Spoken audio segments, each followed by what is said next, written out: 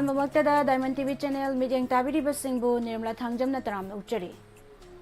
Hauzik makasa thajarakpada lanthokchari ngasi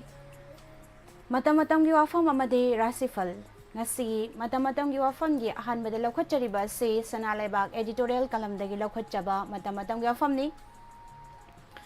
Nongmai pikhatnaba lengaki warning ki hallaga nongmai laukhatnaba hotnabagi mahutta Langonarga CNC matam sang na Manipurda thokliba tangdu laitadaba fibam kaya asigi matangda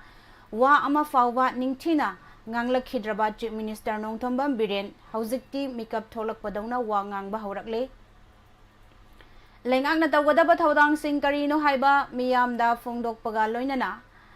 state asida tangdu laitadaba fibam hanjillaknaba maru oina mitei singda mateng nirakle haukiba me ahumdagi ngasi fawba haibadi Numit chamaga kuntrani rom asida sokna kiba lanfam singasi kanaga sokna ribano haibadu miyamda kanthabinaba amasung aikhoigi maselgi marakta onsin aduna lan sokna rakpa yabagi akibadu Chief Minister na phongdokhiba laikre masigi sumathakta state asida thokiba kangloki irangi haurakfam asi matam kayagi mamangdagi hauna leirakhiba asoiba kayanani hainasu pankre Asoiba sing adugi manungda Indo-Myanmar border da kilometer 13 nakal animakta maningtam na athingba yaudana chathok chasin tauba yahallamba sisu amani hairakre aikhoigi ngamkai 0 kilometer da ngakadabada kilometer 13 hanjillaga ngaklamle haibana chingba wafam kyamarum puthokre hauzik the free movement regime tauduna suspend tawkre regime adu kakthatpinaba center da haijakre Lengak asigi mangda tariba wafam sing paladuna mahakna Manipurda NRC update taunana ba ahanbagi oina Manipurda changlak leiriba Myanmar macha sing biometric lawbagi thabak asi chahi ama sangdokpina ba haijakre miraibang masa khangdokna ba minister amadi ani yauna committee mathauda amuk hanjinana ba hotnari haibana chingba wafam kyamarum su phongdokre Security forcing marang kaina thamduna nongmai kamna ba lefhanana ba mideng thamba khaknatana unaba yadaba leiriba kanglup sing kamdauna nungsi chanana mahusagi fibamda lakhanana ba karamba thausil paikhatlige haibedudi Chief Minister na wahi ama fawba pankhide masina taklibadi waroisin oiba yaba maikai romdadi haujik fawba lakpa leitri haibani Aikhoi masel nomai kamna dragana lan asi adum loiri haina lobadi kaidongnungda yaroi haiba masi khuningmakna khangjinba chungani haukiba me ahumda kuki gi khulai paiba terrorist sing amasung makhoigi khunek lanmi singna mitei singda landarakhiba adu Manipur lenga ki police personnel singna ngak pangam khide makoi khaktanatana paramilitary force amasung lanmi gi matamduda mitei gi nupi angang sing amasung miyam kanbinaba lawba fauda State lengaksu central government su marol thokide pambai leraktabadagi aikhoi isana isabunga kanjanabagi dama khulngakpa mayam tholakpani nongmai su leite bom su leite license ki nongmai fawba lengakna lokhatkibadagi mitei di sinaraba thaurang tawba natana atai lambi laikhide Churachandpur da laiba mitei macha amana chalaiba gun house tagi nongmai chamanga rom kuki singna lut tawki aduga mitei dalandarak puda sijanakhe Pambai leraktabadagi sipai singna hatlaga hat haiduna state force singnagi namduna nongmai laurakhibani makhoina lona yadaba mawongda nongmai sing adu loromdraba mitei kanana ngaklamgani haiba amuktang khanthahanningi khulngakpa sing leitragadi aikhoi leitana hingba ngamgani haiba aikhoi thajanade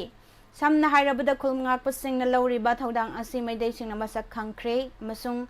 makhoigidamak lepkhre masimakni handak police commando gi uniform selaga Afaba makhalgi nongmai paiduna lambida lakpuda police na phakibadu thadokadabani haina miyam haurakibaduni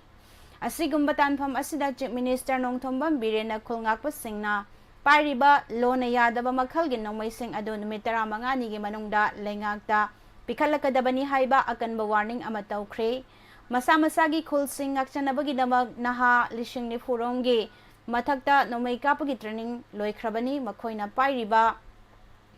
Lona yadaba nongmai sing adu laukhatpagi tangai fadabadi lei organize oidaba kangbuna nongmai paibanina state asida tangdu leitaba fibam mayam ama tholak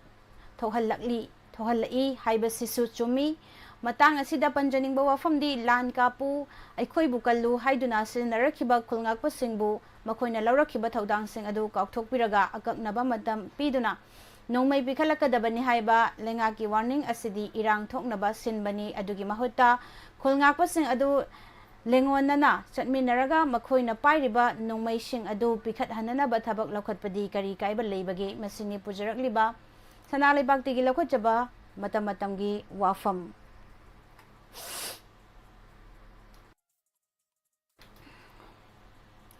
Matangda Kanglaipa ki Mairada gi mugla khwachagi lengak na Manipur kannaba thabak paikhatabadagi miyamna Manipur kannaba honarakpani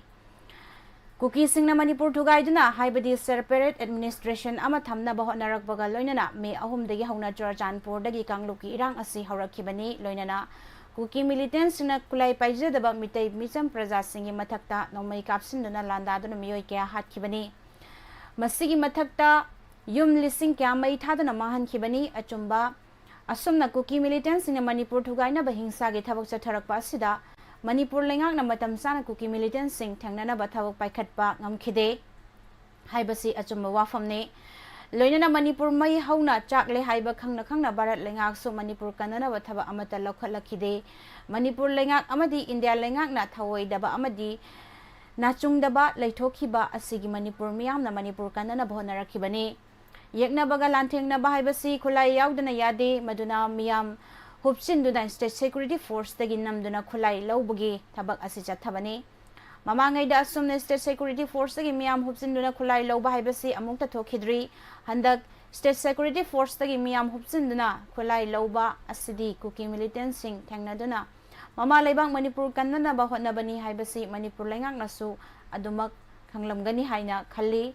Asigumba thaudok asi thohalibasi Manipur lengaki achauba soibani maduna lengaki asoibasi kankhatnabagi damakta mama leiba kanjanaba honariba miyoi singda terrorist amagum urabadi yamna langani ngasi phawbada Manipur thugaina ba honariba Kuki singa lanthengnabada khulngakpa khunja volunteer kya maraiba ki damakta thawaina pontha oikhrabani Karigumba khunja volunteer singna mangjil thana chongthoktuna state security force singi namduna khulai kharab lauduna Mama leiba kanbada sizinaramdaba tarabadi Kuki militant sing na landaraktuna mitai sing tumna hatlamba yai adubu khunja volunteer sing na ehing nungtil khaidana lanphamda changshinduna lal ngakpagi ngasi Kuki militant sing lanphamdagi mamai leiduna chenkhibani khulngakpa khunja sing ka tongan ba mafam kaya da Kuki militant sing nomai kapnabagi matamda state security force amadi central force sing khudakta thomjinduna Kuki militant sing takthoknaba amadi ngakthoknabagi thabak chathakide tasengbadi lengakna mangjil thana chongthoktuna lengaki leijaribe state security force sing sajanaduna lanthengnafam thokpani karigidamak state security force sajanaduna Kuki militant sing takthoknaba amadi ngakthoknaba honakhidabano loinana Manipurda thajilakliba masing yamlaba central security force naso Manipur thugaina bahotna bahai basi India thugaina bani haina khangna Kuki militant sing takthokna ba thabak lokhit khidabano haibase Manipur lenga amadi India lenga na pakhum pigedabane maduna mama leibak Manipur lenga na kanbina bahona dabadagi miyamna kanna bahona bada khulai yaudaba yadabagi state security force tagi namduna khulai lokhibagi thaudok asi thokhanbani masigi maraldi Manipur lenga na oifam thoktabra haibadu Kanthafam thoi masini Kanglaipa ki Mairada gi lokhatjaba matam matamgi wafam makha tarakpada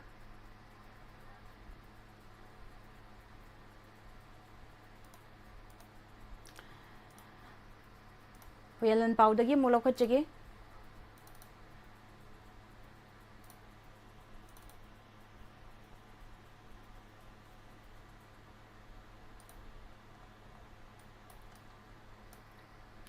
Internet nahakti halakle peace amadi yawraktre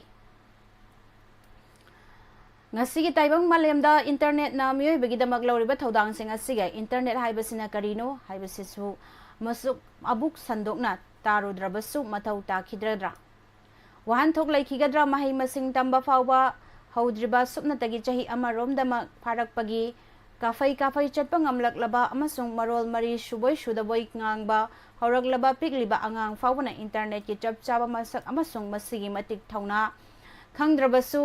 ꯁ꯭ꯃꯥꯔꯠꯐꯣꯟꯒꯤ ꯊꯋꯥꯏ ꯏꯟꯇꯔꯅꯦꯠꯅ ꯍꯥꯞꯄꯤ ꯍꯥꯏꯕꯁꯤ ꯈꯪꯂꯝꯕꯅꯤ ꯍꯥꯏꯕꯃꯛꯇꯤ ꯌꯥꯗ꯭ꯔꯤ꯫ ꯑꯗꯨ ꯑꯣꯏꯔꯕꯁꯨ ꯃꯁꯤ ꯌꯥꯎꯗ꯭ꯔꯕꯗꯤ carton ꯌꯦꯡꯕ ꯌꯥꯔꯣꯏ, animal planet ꯅꯠꯇ꯭ꯔꯒꯅ ꯗꯤꯁꯀꯣꯚꯔꯤ ꯆꯦꯅꯦꯜꯁꯅꯆꯤꯡꯕ ꯑꯃꯠꯇ ꯁ꯭ꯃꯥꯔꯠꯐꯣꯟꯗ ꯌꯦꯡꯕ ꯌꯥꯗꯦ, ꯒꯦꯝ ꯁꯥꯟꯅꯕ ꯌꯥꯗꯦ ꯍꯥꯏꯕ ꯐꯥꯎꯕꯗꯤ ꯈꯪꯂꯝꯒꯅꯤ꯫ ꯄꯤꯛꯂꯤꯕ ꯑꯉꯥꯡꯁꯤꯡꯗ ꯃꯣꯕꯥꯏꯜ ꯐꯣꯟ ꯄꯥꯏꯍꯟꯕꯅ ꯑꯉꯥꯡꯁꯤꯡ ꯃꯃꯤꯠ ꯁꯣꯛꯍꯟꯕꯗ ꯅꯠꯇꯅ ꯑꯐꯕ ꯀꯌꯥ ꯐꯪꯗꯕꯒꯤ ꯐꯠꯇꯕ ꯃꯥꯡꯖꯕ ꯀꯌꯥ ꯊꯣꯛꯍꯜꯂꯤ ꯍꯥꯏꯅꯁꯨ ꯁꯥꯏꯀꯣꯂꯣꯖꯤꯁ, ꯁꯥꯏꯀꯤꯌꯥꯇ꯭ꯔꯤꯁ ꯑꯃꯁꯨꯡ ꯗꯣꯛꯇꯔꯁꯤꯡꯅ ꯍꯥꯏ꯫ ꯃꯈꯣꯏꯅ ꯍꯥꯏꯕꯗꯒꯤ ꯃꯤꯌꯥꯝ ꯄꯨꯝꯅꯃꯛꯁꯨ ꯍꯥꯏ, ꯄꯤꯛꯂꯤꯕ ꯑꯉꯥꯡꯁꯤꯡ ꯈꯛꯇ ꯅꯠꯇꯅ ꯏꯟꯇꯔꯅꯦꯠꯅ ꯊꯋꯥꯏ ꯍꯥꯞꯂꯤꯕ ꯁ꯭ꯃꯥꯔꯠꯐꯣꯟꯁꯤꯡ ꯂꯥꯟꯅ ꯁꯤꯖꯤꯟꯅꯕꯅ ꯊꯣꯛꯍꯟꯅꯤꯡꯗꯕ ꯊꯧꯗꯣꯛ ꯀꯌꯥ ꯊꯣꯛꯏ ꯍꯥꯏꯕꯁꯤꯃꯁꯨ ꯄꯨꯝꯁꯨꯝ ꯆꯨꯝꯂꯕ ꯋꯥꯐꯝꯅꯤ꯫ ꯃꯁꯤꯒꯤꯗꯃꯛ ꯁꯥꯏꯕꯔ ꯀ꯭ꯔꯥꯏꯝ ꯄꯨꯂꯤꯁ ꯁ꯭ꯇꯦꯁꯟ ꯐꯥꯎꯕ ꯂꯤꯡꯈꯠꯂꯕꯅꯤ꯫ ꯏꯟꯐꯣꯔꯃꯦꯁꯟ ꯇꯦꯛꯅꯣꯂꯣꯖꯤ ꯑꯦꯛ ꯁꯦꯝꯗꯨꯅ ꯃꯊꯧ ꯇꯥꯕ ꯄ꯭ꯔꯣꯚꯤꯖꯟ ꯀꯌꯥ ꯍꯥꯞꯇꯨꯅ ꯆꯠꯅꯍꯜꯂꯛꯂꯤꯕꯅꯤ꯫ ꯑꯗꯨꯕꯨ ꯏꯟꯇꯔꯅꯦꯠꯀꯤ ꯃꯦꯔꯤꯠ ꯑꯃꯁꯨꯡ ꯗꯤꯃꯦꯔꯤꯠꯁꯤꯡ ꯂꯩꯔꯕꯁꯨ ꯄ꯭ꯔꯥꯏꯝ ꯃꯤꯅꯤꯁꯇꯔ ꯅꯔꯦꯟꯗ꯭ꯔ ꯃꯣꯗꯤ ꯐꯥꯎꯕꯅ ꯂꯩꯕꯥꯛ ꯑꯁꯤꯁꯨ ꯏꯟꯇꯔꯅꯦꯠꯇ ꯌꯨꯝꯐꯝ ꯑꯣꯏꯗꯨꯅ ꯗꯤꯖꯤꯇꯦꯜ ꯏꯟꯗꯤꯌꯥ ꯑꯣꯏꯍꯟꯅꯕꯒꯤ ꯃꯪꯂꯥꯟ ꯃꯪꯕ ꯍꯧꯈ꯭ꯔꯕꯅꯤ꯫ ꯃꯁꯤꯒꯤꯗꯃꯛ ꯄꯥꯏꯈꯠꯐꯝ ꯊꯣꯛꯄ ꯊꯕꯛ ꯀꯌꯥ ꯄꯥꯏꯈꯠꯈ꯭ꯔꯕꯅꯤ꯫ ꯌꯨꯅꯤꯌꯟ ꯑꯃꯁꯨꯡ ꯁ꯭ꯇꯦꯠ ꯂꯩꯉꯥꯛꯁꯤꯡꯗ ꯐꯥꯎꯕ ꯏ-ꯒꯕꯔꯅꯦꯟꯁ ꯊꯧꯁꯤꯜ ꯍꯧꯗꯣꯛꯈ꯭ꯔꯤꯕꯅꯤ꯫ ꯑꯗꯨꯕꯨ ꯀꯦꯕꯤꯅꯦꯠ ꯏꯝꯄꯦꯛ ꯗꯤꯃꯦꯔꯤꯠꯁ ꯀꯣꯛꯊꯣꯡ ꯑꯃ ꯂꯩꯔꯕꯁꯨ ꯉꯁꯤꯒꯤ ꯃꯤꯔꯣꯜꯒꯤ ꯄꯨꯟꯁꯤꯒꯤ ꯃꯤꯀꯨꯞ ꯑꯃꯨꯛꯇꯗ ꯄꯨꯝꯅꯃꯛꯇ ꯈ꯭ꯋꯥꯏꯗꯒꯤ ꯆꯥꯎꯕ ꯊꯧꯗꯥꯡ ꯂꯧꯔꯤꯕ ꯏꯟꯇꯔꯅꯦꯠ ꯅꯍꯥꯛ ꯃꯅꯤꯄꯨꯔꯗ ꯄꯨꯝꯊꯤꯡ ꯊꯤꯡꯖꯤꯜꯂꯨꯔꯦ꯫ ꯃꯦ 3ꯗꯒꯤ ꯅꯨꯡꯊꯤꯜꯗ ꯆꯨꯔꯥꯆꯥꯟꯄꯨꯔꯗꯒꯤ ꯂꯝꯍꯦꯟꯕ ꯀꯨꯀꯤ ꯐꯨꯔꯨꯞꯅ ꯑꯇꯝꯅꯅ ꯃꯤꯇꯩꯁꯤꯡꯒꯤ ꯌꯨꯝꯁꯤꯡ ꯄꯥꯛꯇꯛꯅꯅ ꯃꯩ ꯊꯥꯔꯛꯄꯗꯒꯤ ꯃꯍꯥꯛꯄꯨ ꯊꯤꯡꯖꯤꯜꯂꯨꯕꯅꯤ꯫ ꯃꯅꯤꯄꯨꯔ ꯂꯩꯉꯥꯛꯅ ꯊꯧꯗꯣꯛꯇꯨꯗꯒꯤ ꯐꯨꯔꯨꯞ ꯃꯁꯦꯜꯒꯤ ꯃꯔꯛꯇ ꯃꯩꯔꯤꯛꯄꯤꯗꯒꯤ ꯃꯩꯖꯥꯎꯕꯤ ꯑꯣꯏꯔꯛꯀꯅꯤ ꯍꯥꯏꯅ ꯄꯥꯈꯠꯀꯗꯕꯗꯤ ꯐꯤꯚꯝꯗꯨꯃꯛ ꯑꯣꯏꯍꯟꯗꯕꯅ ꯂꯧꯈꯠꯄ ꯆꯦꯛꯁꯤꯟ ꯊꯧꯔꯥꯡꯅꯤ ꯍꯥꯏꯅ ꯍꯣꯝ ꯗꯤꯄꯥꯔꯠꯃꯦꯟꯠꯀꯤ ꯃꯀꯣꯛ ꯊꯣꯡꯕ ꯑꯣꯊꯣꯔꯤꯇꯤꯁꯤꯡꯒꯤ ꯁꯅꯥ ꯌꯥꯊꯪꯗꯒꯤ ꯅꯨꯃꯤꯠꯇꯨꯗꯒꯤ ꯅꯨꯡꯊꯤꯜ ꯄꯨꯡꯊꯤꯡ ꯊꯤꯡꯖꯤꯟꯈꯤꯕꯅꯤ꯫ ꯊꯦꯡꯈꯥꯡ ꯀꯌꯥꯔꯛꯇ ꯑꯊꯤꯡꯕꯁꯤ ꯇꯥꯡꯀꯛ ꯅꯥꯏꯅ ꯁꯥꯡꯗꯣꯛꯍꯜꯂꯛꯈꯤ꯫ ꯁꯥꯎꯅꯔꯛꯂꯕ ꯃꯤꯌꯥꯝꯅ ꯂꯣ ꯀꯣꯔꯠꯅ ꯌꯧꯅ ꯋꯥꯀꯠꯅꯔꯛꯄꯒꯤ ꯂꯩꯉꯥꯛꯀꯤ ꯈꯣꯡꯐꯝ ꯈꯔ ꯍꯟꯗꯣꯔꯛꯂꯒ ꯁꯦꯞꯇꯦꯝꯕꯔ 12, ꯏꯪ 2018ꯒꯤ ꯅꯨꯡꯊꯤꯜꯒꯤ ꯄꯨꯡ ꯐꯥꯅ ꯍꯥꯡꯗꯣꯛꯇꯨꯅ ꯏꯟꯇꯔꯅꯦꯠꯀꯤ ꯑꯊꯤꯡꯕ ꯄꯨꯝꯂꯧ ꯂꯧꯊꯣꯛꯈꯤꯕꯅꯤ꯫ ꯃꯁꯤꯅꯤ ꯄꯨꯖꯔꯛꯂꯤꯕ ꯃꯦꯂꯟꯄꯥꯎꯗꯒꯤ ꯂꯧꯈꯠꯆꯕ ꯃꯇꯝꯒꯤ ꯋꯥꯐꯝ꯫ ꯃꯈꯥ ꯇꯥꯔꯛꯄꯗ ꯉꯁꯤꯒꯤ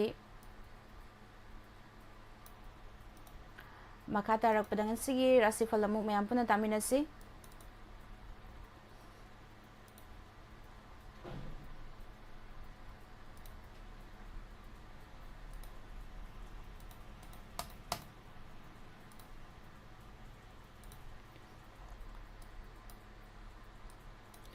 ꯃꯦꯁ ꯔꯥꯁꯤ ꯍꯛꯆꯥꯡ ꯅꯨꯡꯉꯥꯏꯕ, ꯌꯦꯠꯅꯕꯗ ꯃꯥꯏ ꯄꯥꯛꯄ, ꯃꯔꯨꯞ ꯃꯄꯥꯡꯒꯤ ꯃꯇꯦꯡ ꯐꯪꯕ ꯑꯃꯗꯤ ꯂꯥꯏꯕꯛ ꯐꯕ ꯅꯨꯃꯤꯠꯅꯤ꯫ ꯋꯥꯗꯤ ꯉꯥꯡꯗꯕ ꯐꯒꯅꯤ꯫ ꯂꯩꯁꯥ ꯄꯥꯈꯪꯁꯤꯡꯒꯤ ꯑꯣꯏꯅ ꯅꯤꯡꯕ ꯊꯨꯡꯒꯅꯤ꯫ ꯕ꯭ꯔꯤꯖ ꯔꯥꯁꯤ ꯈꯟꯊꯗꯅ ꯊꯧ ꯄꯥꯡꯂꯕꯗꯤ ꯐꯠꯇꯕ ꯑꯣꯟꯒꯅꯤ꯫ ꯑꯈꯪ ꯑꯍꯩꯒꯤ ꯄꯥꯎꯇꯥꯛ ꯂꯧꯕ ꯐꯩ꯫ ꯑꯔꯤꯕ ꯊꯕꯛꯇꯗꯤ ꯃꯥꯏ ꯄꯥꯛꯅ ꯄꯥꯡꯒꯅꯤ꯫ ꯃꯤꯌꯥꯝꯅꯁꯨ ꯌꯥꯏ꯫ ꯂꯩꯁꯥ ꯄꯥꯈꯪꯁꯤꯡꯒꯤ ꯑꯣꯏꯅ ꯅꯨꯡꯁꯤꯕꯅ ꯆꯥꯟꯕꯤꯒꯅꯤ꯫ ꯃꯤꯊꯨꯟ ꯔꯥꯁꯤ ꯄꯥꯎ ꯅꯨꯡꯉꯥꯏꯕ ꯇꯥꯕ, ꯂꯝ ꯆꯠꯄ ꯀꯥꯟꯅꯕ, ꯃꯤꯌꯥꯝꯒꯤ ꯃꯇꯦꯡ ꯆꯥꯎꯅ ꯐꯪꯕ ꯅꯨꯃꯤꯠꯅꯤ꯫ ꯅꯣꯂꯨꯛꯅ ꯆꯠꯄꯅ ꯅꯨꯡꯁꯤꯅꯕ ꯍꯦꯟꯒꯅꯤ꯫ ꯂꯩꯁꯥ ꯄꯥꯈꯪꯁꯤꯡꯒꯤ ꯑꯣꯏꯅ ꯃꯔꯤ ꯐꯒꯠꯂꯤ꯫ ꯀꯔꯀꯠ ꯔꯥꯁꯤ ꯄꯣꯔꯝ ꯁꯤꯟꯕ ꯍꯩꯇꯕꯅ ꯅꯔꯜ ꯃꯥꯡꯍꯟꯒꯅꯤ꯫ ꯑꯈꯪ ꯑꯍꯩ ꯇꯥꯟꯅꯧ, ꯃꯤꯅꯗꯤ ꯂꯥꯛꯆꯕ ꯉꯝꯂꯣꯏ꯫ ꯑꯣꯏꯖ ꯑꯣꯏꯊꯛ ꯐꯪꯕ ꯅꯨꯃꯤꯠꯅꯤ꯫ ꯂꯩꯁꯥ ꯄꯥꯈꯪꯁꯤꯡꯒꯤ ꯑꯣꯏꯅ ꯅꯨꯡꯁꯤ ꯋꯥꯈꯜꯗ ꯅꯨꯡꯉꯥꯏꯖꯩ꯫ ꯁꯤꯡꯍ ꯔꯥꯁꯤ ꯂꯥꯏꯕꯛ ꯐꯒꯅꯤ꯫ ꯅꯤꯡꯕꯗꯨꯃꯛ ꯄꯥꯡꯕ ꯌꯥꯒꯅꯤ꯫ ꯂꯧꯁꯤꯡꯁꯨ ꯆꯥꯎꯕꯅ ꯋꯥꯈꯜ ꯇꯥꯟꯅꯗꯕ ꯂꯩꯔꯝꯂꯕꯁꯨ ꯇꯥꯊꯣꯛꯅꯕ ꯌꯥꯔꯦ꯫ ꯂꯥꯡꯇꯛꯅꯕꯗꯤ ꯇꯧꯒꯅꯨ꯫ ꯂꯩꯁꯥ ꯄꯥꯈꯪꯁꯤꯡꯒꯤ ꯑꯣꯏꯅ ꯅꯨꯡꯁꯤꯕ ꯐꯪꯒꯅꯤ꯫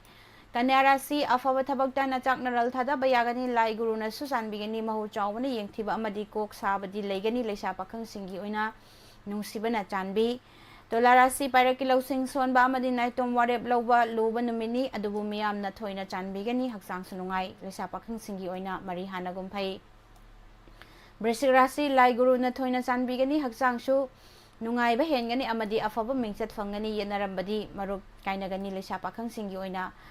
ꯅꯤꯡꯕ ꯊꯨꯡꯒꯅꯤ꯫ ꯙꯅꯨ ꯔꯥꯁꯤ ꯂꯧꯁꯤꯡꯗꯤ ꯌꯥꯝꯅ ꯂꯩ, ꯑꯗꯨꯕꯨ ꯌꯦꯠꯅꯕꯅ ꯃꯔꯝ ꯑꯣꯏꯗꯨꯅ ꯊꯧ ꯄꯥꯡꯕ ꯋꯥꯒꯅꯤ꯫ ꯌꯦꯛꯅꯕꯗꯤ ꯂꯥꯛꯁꯤꯟꯒꯅꯤ꯫ ꯂꯟ ꯃꯤꯌꯥꯝꯒꯤ ꯃꯇꯦꯡ ꯐꯪꯕ ꯌꯥꯏ꯫ ꯂꯩꯁꯥ ꯄꯥꯈꯪꯁꯤꯡꯒꯤ ꯑꯣꯏꯅ ꯃꯔꯤ ꯐꯒꯠꯀꯅꯤ꯫ ꯃꯀꯔ ꯔꯥꯁꯤ ꯃꯤꯀꯣꯛ ꯊꯣꯡꯕ ꯋꯥꯕ, ꯃꯩꯅ ꯇꯥꯊꯤꯕ ꯂꯩ ꯇꯞꯊꯧ, ꯅꯤꯡꯖꯕꯗꯤ ꯐꯪꯒꯅꯤ꯫ ꯑꯣꯏꯖ ꯑꯣꯏꯊꯛ ꯌꯥꯝꯅ ꯐꯪꯒꯅꯤ꯫ ꯏꯃꯨꯡ ꯃꯅꯨꯡꯒꯤ ꯋꯥ ꯇꯥꯎ꯫ ꯂꯩꯁꯥ ꯄꯥꯈꯪꯁꯤꯡꯒꯤ ꯑꯣꯏꯅ ꯃꯔꯤ ꯐꯕꯗꯤ ꯋꯥꯠꯈꯤꯅꯤ꯫